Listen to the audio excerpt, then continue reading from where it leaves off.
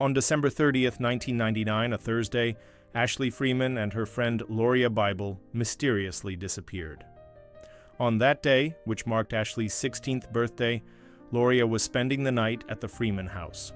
But something terrible happened that night. After sunset, a fire suddenly broke out in the house.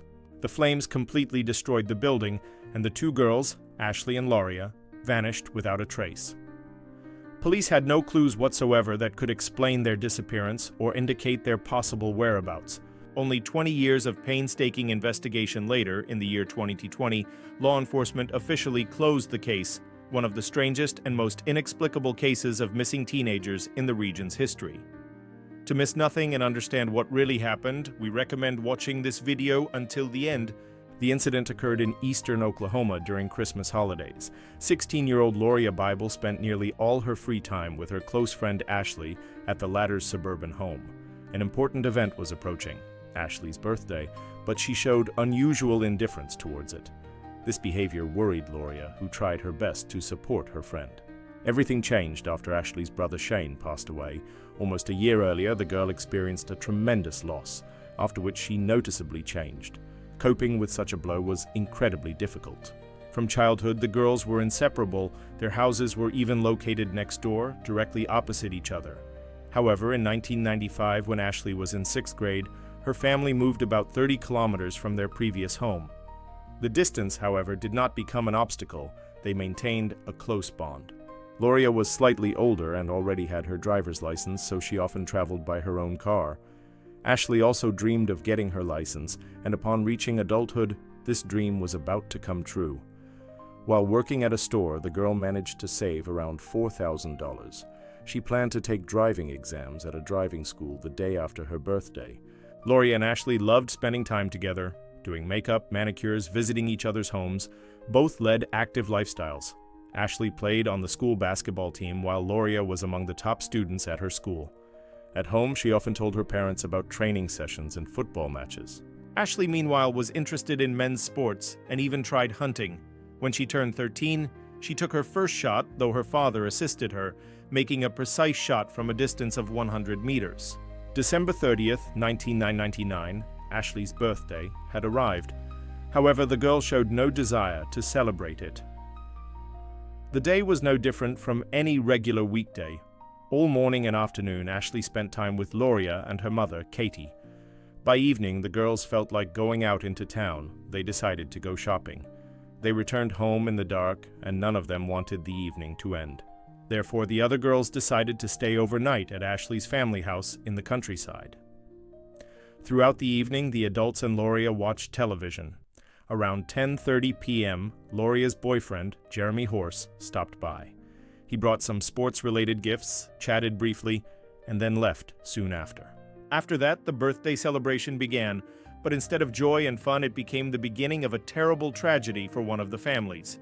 Early on the cold morning of December 31st of that same year, the Oklahoma State Department of Fire Protection received an alarming call. A large fire needed to be extinguished urgently. At that moment, 16-year-old Loria Bible was already at work. She worked as a manager at a local restaurant. A few minutes after starting her shift, the phone rang. It was her son calling. His voice trembled with emotion as he delivered terrible news. A powerful fire had occurred at the Freeman family home, completely destroying the building. Then came words that horrified Loria's mother. The police found a body.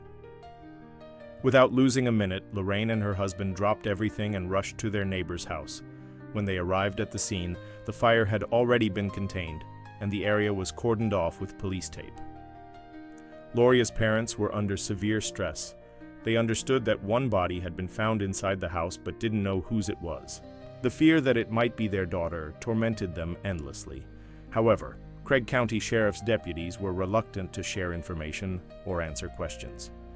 According to the deputy sheriff, an investigation could only begin once representatives from the Federal Bureau of Investigation arrived. The Bible suspected why law enforcement was delaying. The reason was a long-standing conflict between the Freeman family and local authorities, which had lasted nearly a year. The story began when, about a year and a half earlier, Deputy Troy Macy received a call from the head of the Freeman family. He reported his son Shane missing. A month later, The police found the young man and asked why he had run away. In response, Shane showed his back, covered in blood. Blood seeped through his shirt from such a severe wound that it became clear the boy had suffered abuse at home. His father was considered responsible, but no criminal charges were filed at the time. 4 months after that incident, Shane was spotted driving a stolen car. Deputies David Hayes and Troy Macy responded to the scene. Hayes arrived first, and by the time the second officer arrived, it was too late. Shane lay lifeless on the ground. According to Hayes, the teenager pointed a weapon at him and did not respond to commands. The officer had no choice but to use force. Although the district attorney ruled Hayes' actions as self-defense, the Freeman family disagreed with this decision. They filed an official lawsuit against the sheriff's office, accusing officers of misconduct. That was precisely why the sheriff's department was in no hurry to handle this case.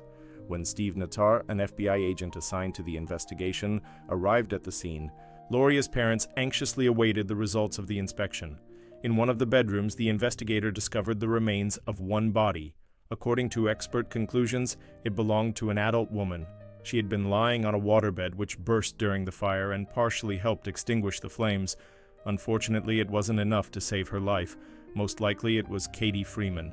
Meanwhile, the police continued searching through the ruins of the house, hoping to find other victims. However, by 5:30 p.m. the same day, the Federal Bureau of Investigation officially announced there was no one else inside the building. This news gave Loria's parents a glimmer of hope. Perhaps the girls had managed to escape. However, the FBI was in no rush to organize a full-scale search for the 3 missing people. Even within 20 meters beyond the house remained unchecked. Jay Bible, Loria's father, refused to wait for the authorities to act. He immediately sought help from local game wardens. Together, some on horseback, others on foot, they began combing the surrounding area. However, 2 days of searches across 16 acres yielded no results.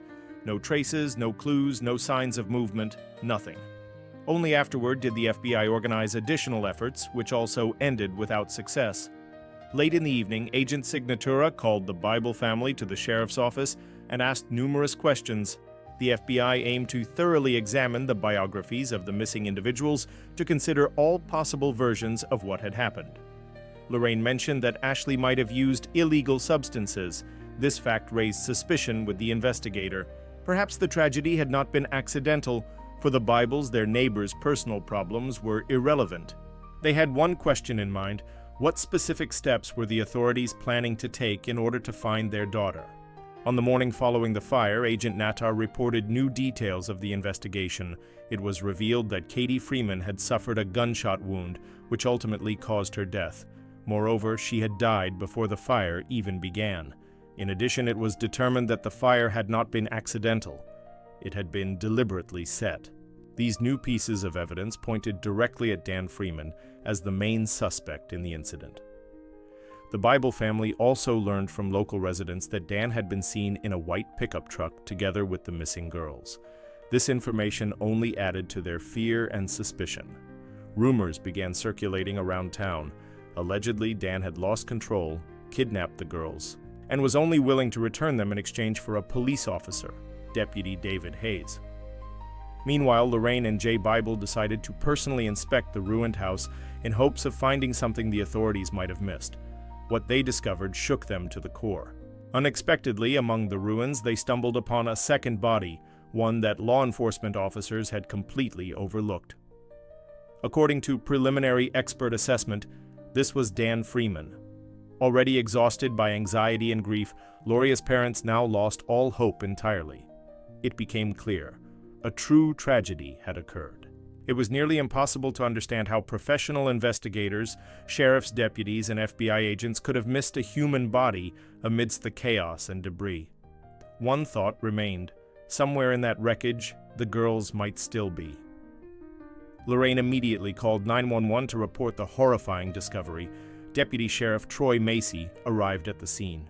Upon meeting the Bible family, he expressed frustration but awkwardly apologized and cordoned off the area once again with police tape. This time, however, the Bibles had no intention of simply watching from the sidelines. They stayed on site and monitored every action taken by law enforcement. Later confirmation confirmed that the discovered body indeed belonged to Dan Freeman. father of one of the missing girls. Lorraine contacted Katie Chandler, mother of Katie Freeman, to inform her of her son's death.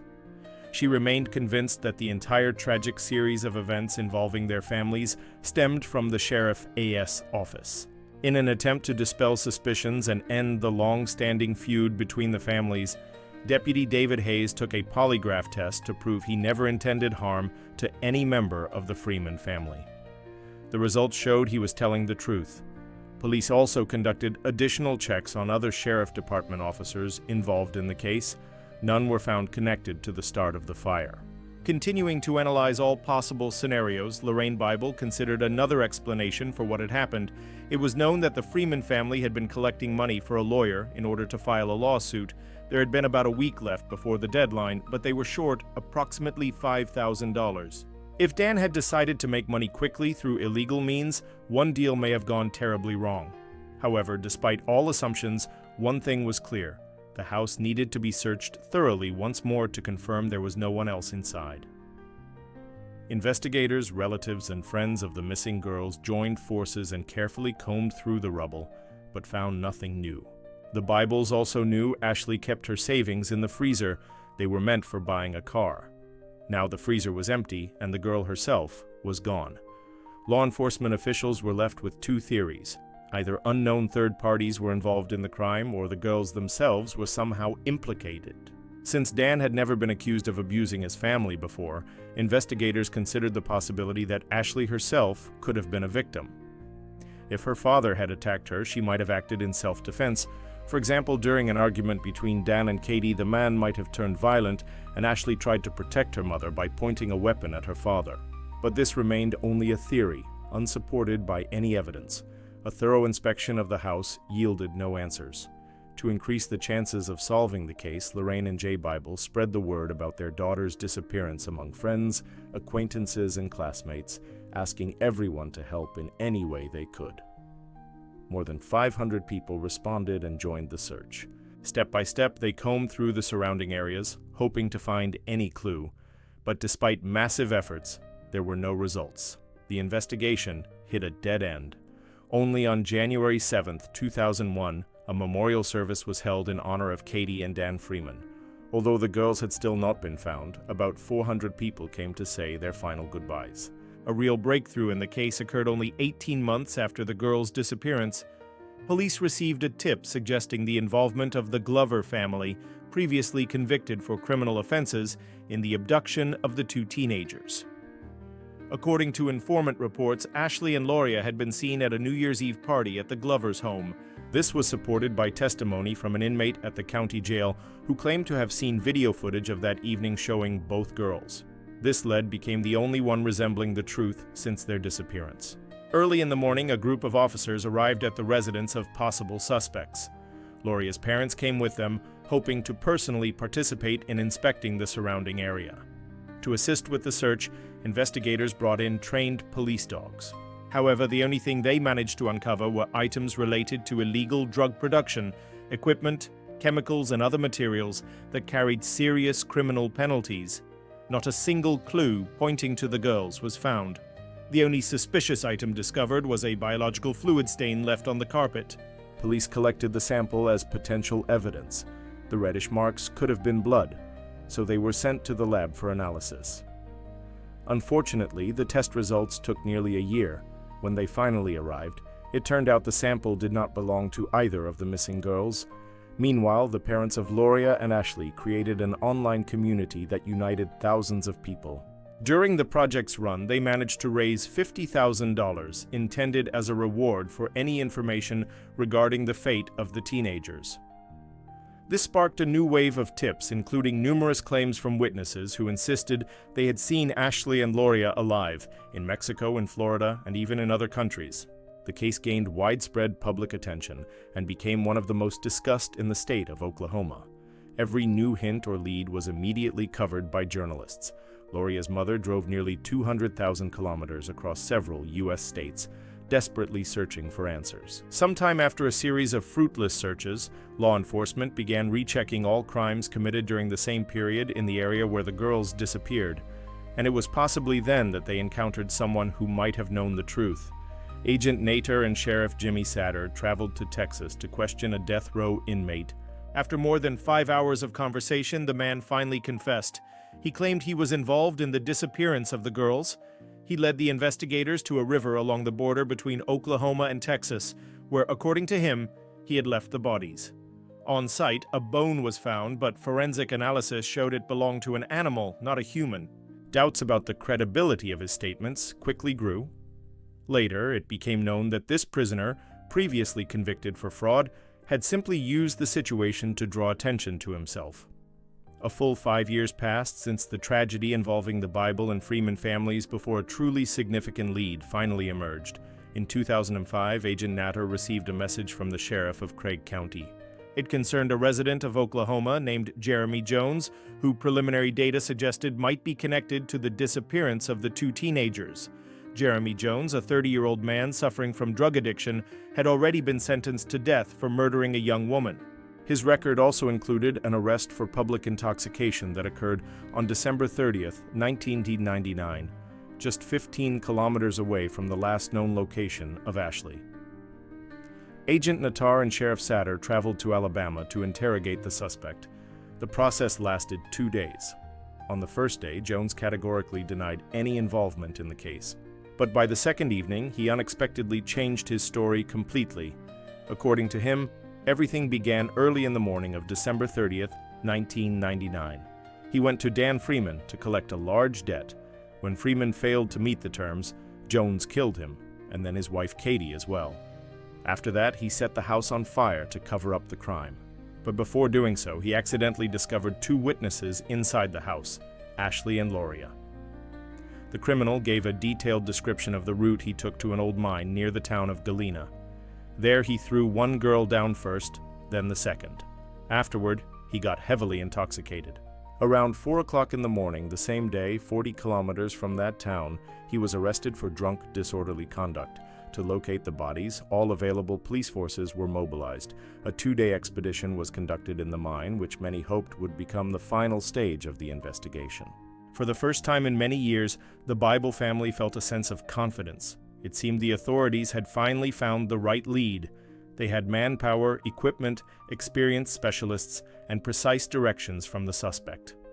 But as the descent into the mine began, hope started to fade. Before their eyes stretched an endless network of underground tunnels, hundreds of small mines, most of which had long been abandoned. Water constantly circulated at the bottom, so nothing stayed there for long. It was all swept deeper inside. Investigators used underwater cameras to examine the bottom. They discovered a lot of debris, including a bulldozer blade covered in rust, but no signs of human presence were found. Despite Jones's detailed account and the organized efforts of the team, the search ended without results.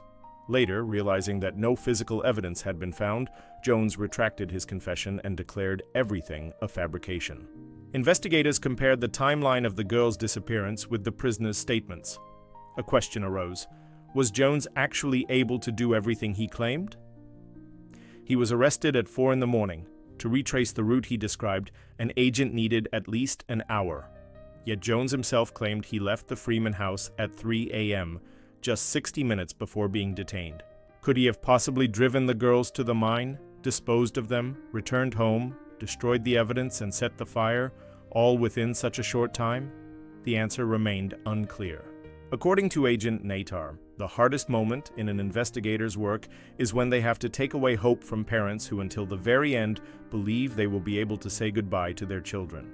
The memorial service for Loria Bible and Ashley Freeman took place on Wednesday, December 30th, 2009, exactly 10 years after their disappearance. A new wave of public interest in the case was sparked by a 2018 publication in the Washington Post. The article stated that law enforcement had finally identified the suspects involved in the disappearance of the 2 girls. According to testimonies from multiple witnesses, 3 men repeatedly boasted about having committed the crime several years after it occurred. As confirmed by People magazine, police arrested 66-year-old Ronald Booth and charged him with 4 criminal counts. 2 other potential accomplices, Warren Woltz and David Pennington, had already passed away, so they could neither confirm nor deny these statements. It was known that Pennington and Booth often spoke about their actions and even threatened anyone who dared to report them to authorities. These claims were supported by several eyewitnesses. Investigative records also included witness testimonies asserting that the motive behind the attack on the Freeman family was related to drugs and debt obligations. One of the witnesses provided written testimony. She had lived with Warren Waltz for some time and overheard him and his accomplices discussing Dan Freeman's debts. The woman stated that the men abducted the girls, brutally assaulted them, and then killed them. According to her account, Waltz kept a portfolio containing photographs of the victims. The girls were bound with their mouths taped shut, lying on a bed. In some photos, Waltz himself was pictured standing next to them. It is claimed that this woman knows more than she has managed to reveal, but those details remain outside the official version of the case. Nevertheless, lead prosecutor Isaac Shields reported that Ronald Booth's attorney, Gretchen Mossy, assured prosecutors that her client was ready to provide information regarding the location of the girls' bodies in exchange for fulfilling a prior agreement. Under the terms of this deal, Booth would plead guilty and disclose the exact location where the remains of Loria and Ashley were hidden. In return, the court would reduce his sentence to 15 years, with the first 10 served in prison and the last 5 on probation. However, there was one additional important condition. If the bodies were found, the sentence would be further reduced to just 5 years at the final sentencing, scheduled for August 31, 2020. That's all for now. A big thank you to everyone who watched till the end. Please like and subscribe to the channel if this true story left an impression on you. See you next time.